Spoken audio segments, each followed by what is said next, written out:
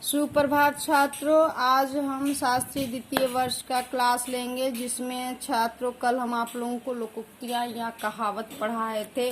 उस लोकोक्तियाँ क्या होती है उसके बारे में आप लोगों को बताए थे। ठीक है छात्रों, और आप लोगों को लोकोक्तियाँ या कहावत के बारे में बताए थे, उसके अर्थ के बारे में बताए थे, उसके क्या क्या मतलब वाक्य कैसे बन सकते हैं उसके बारे में बताए थे छात्रों। आप लोग रिवीजन भी कर चुके होंगे। आज छात्रों उसके आगे का हम कहावत या लोकोक्तियों के बारे में बताएंगे। ठीक है छात्रों। आँख का अंधा नाम नयन सुख, ये शायद आप लोग सुने होंगे। आँख का अंधा नाम नयन सुख, इसका अर्थ होता है गुण के विपरीत नाम। अगर किसी व्यक्ति के सामने कोई दूसरे व्यक्ति ऐसे मिल जाता है जो अपने नाम के विपरीत बिल्कुल रहता है, गुण के विपरीत, नाम बहुत सुंदर रहेगा लेकिन गुण कैसा रहेगा, घटिया गुण रहेगा, है ना। तो जैसे मान लीजिए कि किसी का नाम दरोगा है, ठीक है, तो नाम से कितना सुंदर है दरोगा, यानी कि कोई सुनेगा पहली बार नाम तो कहेगा वाह बहुत अच्छा नाम है, दरोगा है, लगता है ये दरोगा हुआ, लेकिन उसका काम क्या है, चोरी करना। तो चोरी करना है तो उसको कहेगा ना, उसके लक्षण देख कर लोग कहेगा ना कि कैसा है तू, है। आँख का अंधा नाम का नयन सुख, इसी पर लोग कह देता है कि जिस तरह का तुम्हारा नाम है वैसा तुम्हारे पास गुण नहीं है छात्रों। तो उसी को कहा जाता है आँख का अंधा नाम नयन सुख, यानी कि गुण के विपरीत नाम, यानी जैसा गुण है वैसा नाम ना होकर उसके जस्ट विपरीत होता है, उसी को कहते हैं आँख का अंधा नाम नयन सुख। छात्रों अगला है आसमान से गिरा खजूर पर लटका। आसमान से गिरा खजूर पे लटका, यानी एक मुसीबत से निकलकर दूसरी मुसीबत में पड़ना, है ना। तो कभी कभी होता है ना कि बहुत किसी पर बहुत बड़ी मुसीबत आती है, तो वो एक मुसीबत अभी टलती ही नहीं कि दूसरी मुसीबत उस पर आ पड़ती है। तो उसी को लोग कहते हैं कि आसमान से गिरा और खजूर पर लटका, यानी कि मान लीजिए कि कोई व्यक्ति है जिसके पिता की मृत्यु हो गई, उसकी पिता की मृत्यु हो गई, उसके बाद तुरंत उसके ऊपर एक और मुसीबत क्या आ गया कि उसकी नौकरी छूट गई। तो उसी स्थिति को लोग क्या कहते हैं, आसमान से गिरा खजूर पर लटका, यानी कि एक मुसीबत से आदमी निकला ही नहीं कि दूसरा मुसीबत सर पे आ पड़ा। ठीक है छात्रों, आगे है अगला है आगे कुआं पीछे खाई, है ना।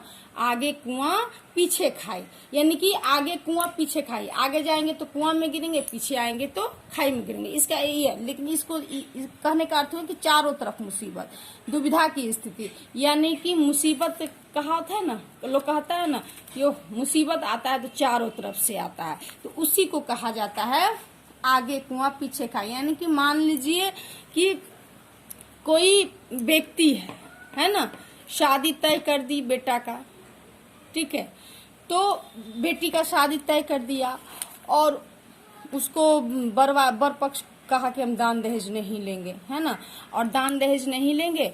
उसमें क्या हुआ कि ठीक है, और शादी के दिन कहता है क्या कि वो हमको इतना दहेज चाहिए। अब लड़की के पिता को तो मुसीबत आ ही न जाएगा, हो ही न जाएगा कि अब हम कहाँ से व्यवस्था करें, या हो सकता है वो सिद्धांतवादी व्यक्ति हो कि हम दहेज नहीं देंगे, तो उसकी वो दुविधा हो जाती है, दुविधा की स्थिति हो जाती है, करें भी तो हम क्या करें। तो इसी को कहेगा आगे कुआं पीछे खाए, यानी कि ना उधर जा सकते हैं, न अगर दहेज नहीं देते हैं तो शादी कट जाएगी, और दहेज देते हैं तो मेरे सिद्धांत का खिलाफ जाएगा, यानी कि वो दुविधा की स्थिति पैदा हो जाती है छात्रों। ठीक है, अगला है उल्टा चोर कोतवाल को डांटे। उल्टा चोर कोतवाल को डांटे, है ना, ये बहुत प्रसिद्ध कहावत है। इसका अर्थ क्या है छात्रों, जो स्वयं गलती करे और गलती पकड़ने वाले को ही डांटे, है ना। अब मान लीजिए कोई है, ये को ले लीजिए, काम करती है, अगर कोई कहता है कि ये काम गलत करती हो, उल्टे वो काम अपने मालिक पर ही डांट फटकार, मालिक से ही ये मुंह लगा लेती है, जवाब देने लगती है कि ऐसे वैसे, यानी कि गलती खुद करता है व्यक्ति और अपने गलती को स्वीकार नहीं करता, है ना। तो उसी को कहा जाता है उल्टा चोर कोतवाल को डांटे। अगला है ऊंट के मुंह में जीरा। छात्रों ऊंट के मुंह में जीरा, है ना, इसका अर्थ ये हुआ कि जरूरत से बहुत कम। अब ऊंट देखते हैं ना, सिंपल सी बात है, ऊंट लंबा मुंह होता है लेकिन उसके मुंह में अगर जीरा डालेंगे तो पता चलेगा, तो उसी होता है कि जरूरत से बहुत कम। अब किसी को मान लीजिए 10 रोटी 12 रोटी खाने की आदत है और उसको हम 4 रोटी देंगे तो क्या होगा, वो तो मुंह ऊँट के मुंह में जीरा, तो वो कहेगा ना कि तो ऊँट के मुंह में जीरा है।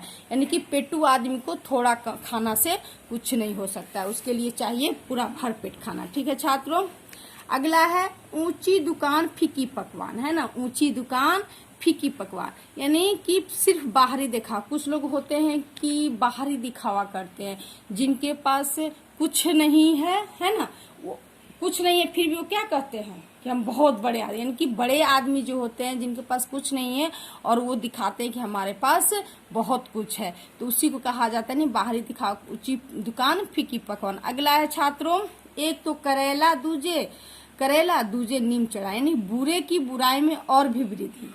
बुरे की बुराई में यानी कोई किसी की बुराई जब करता है तो एक्सेस करने लगता है ना, तो उसी को कहते हैं एक करेला तो दूजे नीम चढ़ा।